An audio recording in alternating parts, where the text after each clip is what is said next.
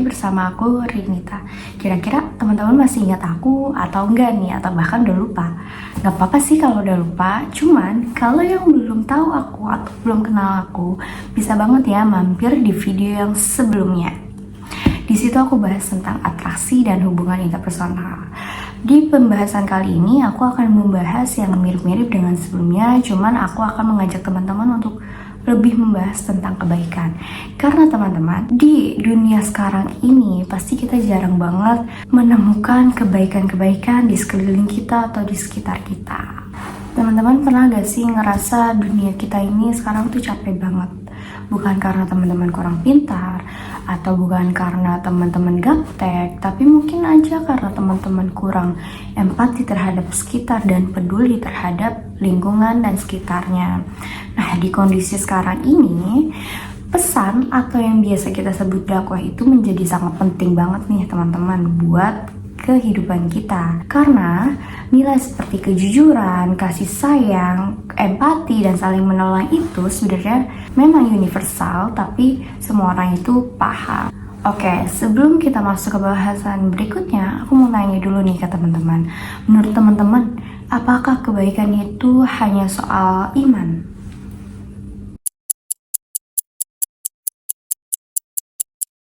Jadi, ilmu pengetahuan menjawab tidak. Jadi, kebaikan itu bukan hanya iman. Jadi, di dalam psikologi ada aliran yang membahas tentang hal-hal positif, yaitu positive psychology. Dan di sini dibahas oleh Martin Seligman dalam bukunya Character, Strengths, and Virtue. Mereka menemukan bahwa nilai-nilai seperti kebaikan, kejujuran, kasih sayang, belas kasih itu muncul di semua budaya, bukan hanya di agama-agama tertentu aja.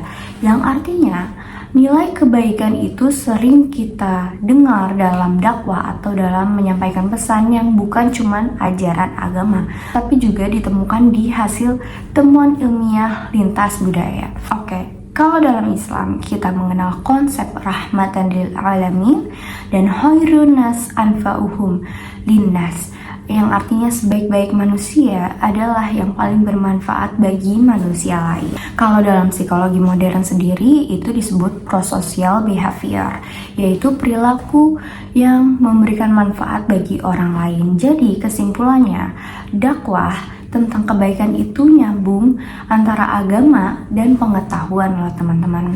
Oke, kita sekarang masuk ke dampaknya. Dari penelitian Elizabeth 2008 menemukan bahwa orang-orang menggunakan waktu, tenaga, serta pikiran dan uangnya itu untuk membantu orang lain, justru mereka merasa lebih sehat, tenang, dan bahagia dibandingkan untuk dirinya sendiri. Karena apa dia begitu? Karena di saat kita berbagi kepada orang lain, biasanya kan kita dapat afirmasi positif atau ucapan-ucapan positif atau sekedar senyuman aja nih. Dan kita tuh ngerasa dihargai ketika kita berbagi dengan orang lain dibandingkan kita memberikan uang itu dijadikan barang untuk diri kita sendiri gitu. Dan hal-hal kecil itu bisa memberikan perasaan positif ke diri kita loh. Dan juga ini dikuatkan oleh penelitian dari Stephen Post 2005 yang menunjukkan bahwa menolong orang lain bisa meningkatkan kesehatan mental kita, menurunkan stres, serta berkaitan dengan umur yang bisa lebih panjang loh. Kalau dalam agama kita sering mendengar siapa yang memudahkan urusan orang lain, maka Allah akan memudahkan urusannya. Kalau dalam bahasa ilmiahnya nih teman-teman, kebaikan itu mengaktifkan hormon oksitosin dan dopamin, yang maksudnya itu bikin kita hati tenang dan hubungan sosial kita itu lebih jadi hangat loh. Jadi di saat kita bicara soal sedekah, empati, dan menolong, itu bukan cuma soal pahala akhirat, tetapi juga menyejahterakan kondisi kesehatan psikologis atau mental kita di dunia. Teman-teman pernah gak sih dengar kalau dakwah itu sering dianggap menggurui, menghakimi, atau terlalu eksklusif? Nah, padahal Rasulullah itu berdakwah lewat dari dari pesan atau ceramah panjangnya loh teman-teman. Ada teori Albert Bandura yang namanya social learning theory.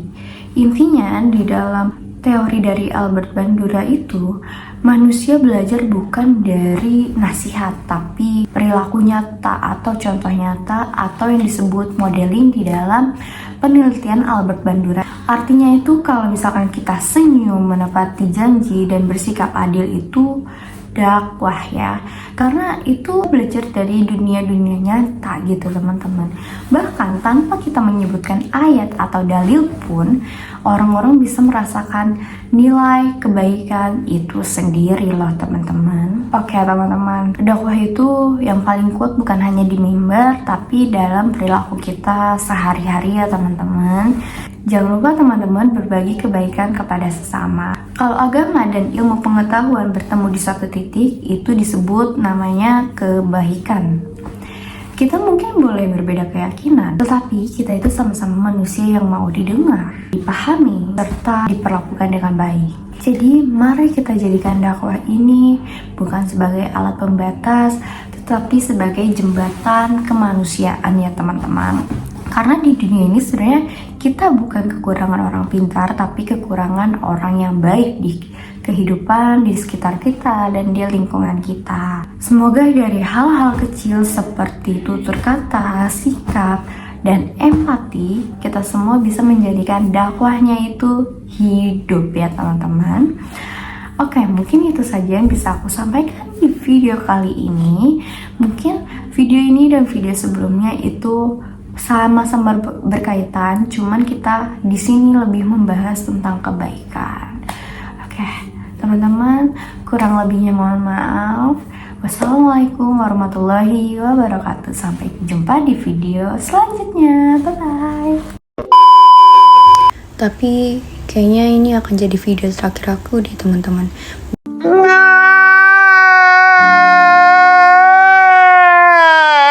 Dan aku sedang proses menyusun skripsi. Doain ya teman-teman, semoga proses skripsiku dilancarkan dan bisa lulus 3,5 tahun.